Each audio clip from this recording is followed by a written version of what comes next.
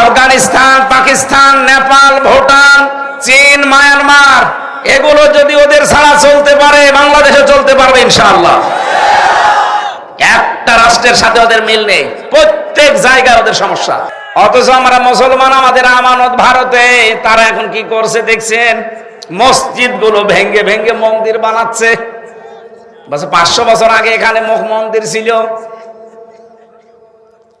নাফরমান জাতি একটা, এই উগ্রপন্থী হিন্দুরা, এদের ভিডিও গুলো দেখবেন, কত বড় জঙ্গি এরা, তাম দুনিয়ায় ভাইরাল করে দেন।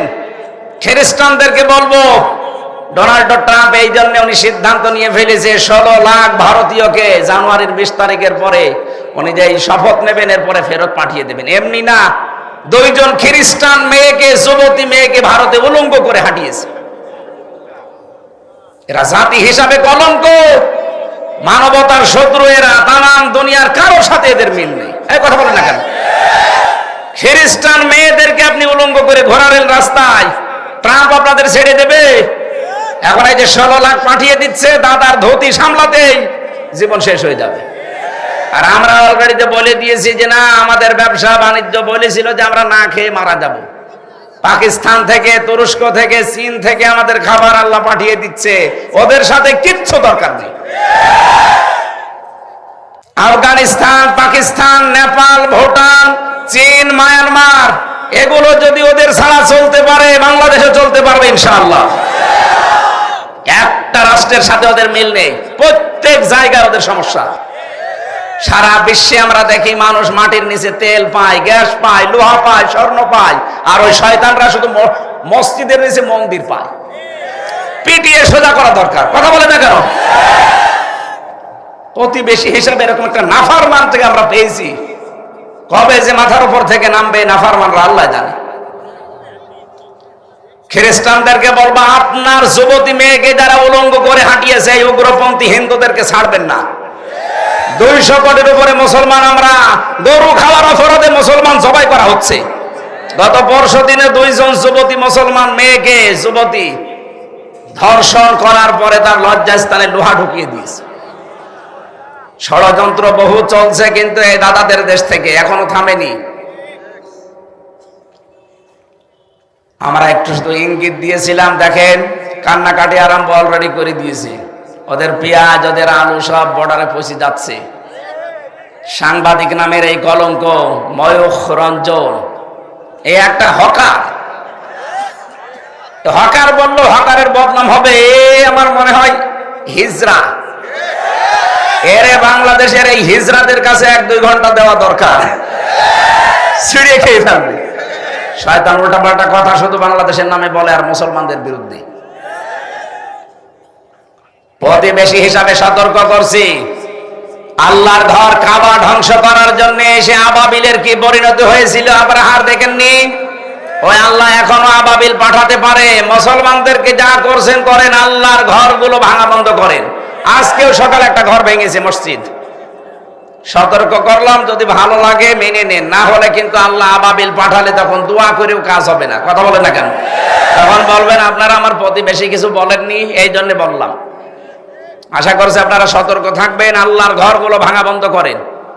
আর ওদের ভিডিও পেলে আপনি বিশ্বের মিডিয়ায় ছড়িয়ে দিন, তো সারা দুনিয়া দেখুক যে এই দুনিয়ায় সবচাইতে বড় উগ্র এই হিন্দুরা। সব হিন্দু না, শুধু উগ্রপন্থী হিন্দু যারা, তারা।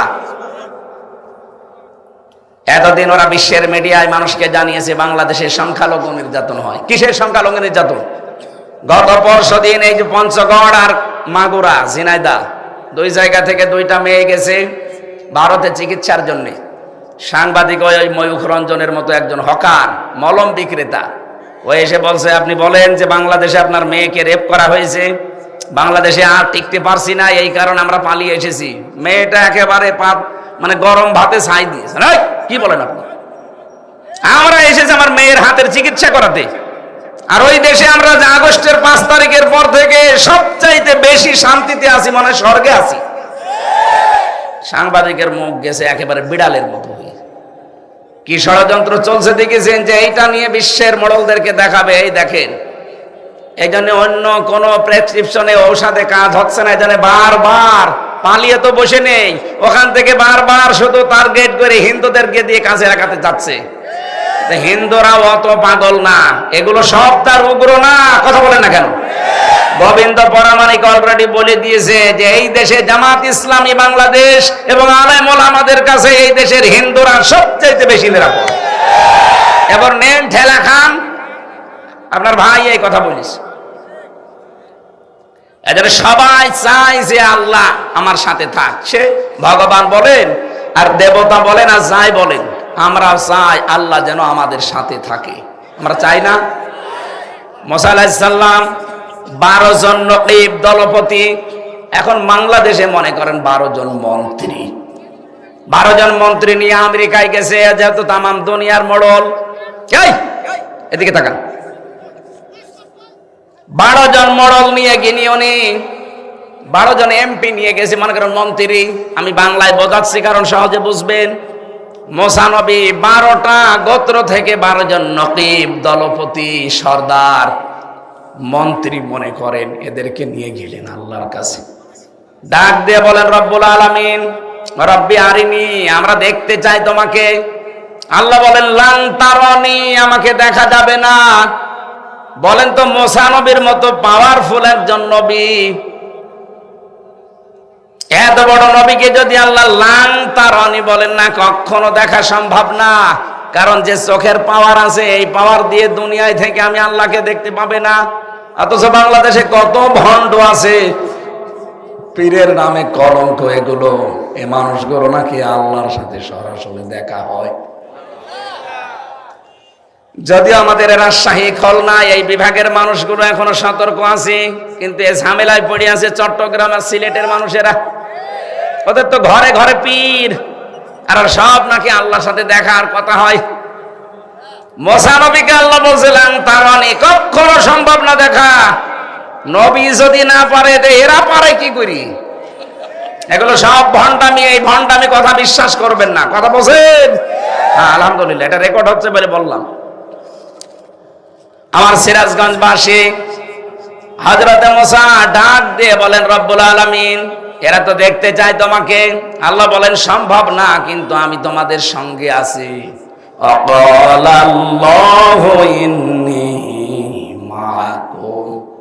অবশ্যই আমি আল্লাহ তোমাদের সঙ্গে আছি, সাথে আছি। 12 জন নকিব দলপতিকে নিজ নিজ এলাকায় যেতে বলো, জনগণকে, এই এলাকার মানুষদেরকে যেন এই কথা জানিয়ে দেয় যে আল্লাহকে দেখতে পারিনি, কিন্তু উনি আমাদের সাথে আছেন, আমাদের সঙ্গে আছেন। যদি আমরা দুনিয়াতে 5টা কাজ করতে পারি, তাহলে এই বাংলাদেশে যেই লোকটা 5টা কাজে আঞ্জাম দিতে পারে, সে যেন মনে করে আল্লাহ আমার সাথে আছে। কথা বলে না কেন? আমরা চাই না এটা? আল্লাহ যেন আমার সাথে থাক, এটা চাই না? ওয়ালাকাদ আখাযাল্লাহু মিসাক বানি ইসরাঈল, অবশ্যই আমি আল্লাহ, শব্দ শুরুই করেছেন লাকাদ দিয়ে। আমি আল্লাহ নিজে অঙ্গীকার নিয়েছিলাম বানি ইসরাইলের এই 12 জন নকিব থেকে। ওয়াবাআসনা মিনহুম 12 নাকিবা, আমি নিজে তাদের মধ্যে পাঠিয়ে দিলাম এই 12 জন নকিবকে, আর ঘোষণা দিয়ে জানিয়ে দিলাম, যাও নিজের এলাকায় যাও, জনগণকে এই কথা বলবা যে আল্লাহকে দেখতে পারিনি, কিন্তু আল্লাহ আমাদের সাথে আছে, এই ঘোষণা নিয়ে এসেছি। লাইন, অবশ্যই, যদি লামে তাকিদ আর ইন মানে যদি, লাইনা আকামতুমুস সালাতা ওয়া আতাইতুমুজ যাকাতা। 1 নম্বরে, এলাকায় যদি নামাজ কায়েম করতে পারি আর যদি যাকাত আদায় করতে পারি, ওয়া আমানতুম বিরুসুলি, আর যদি আমরা ঈমান আনতে পারি আল্লাহর রাসূলদের উপরে, ওয়া আযযারতুমুহুম, তাদেরকে সাহায্য করতে পারি, ওয়া আকরাদতুমুল্লাহা কারদান হাসানা, আল্লাহকে যদি উত্তম ঋণ দিতে পারি, এই 5টা কাজ যদি আমরা করতে পারি, আল্লাহ আমাদের গ্যারান্টি দিয়েছেন, ইন্নী, অবশ্যই আমি, মাআকুম, তোমাদের সঙ্গে আছি।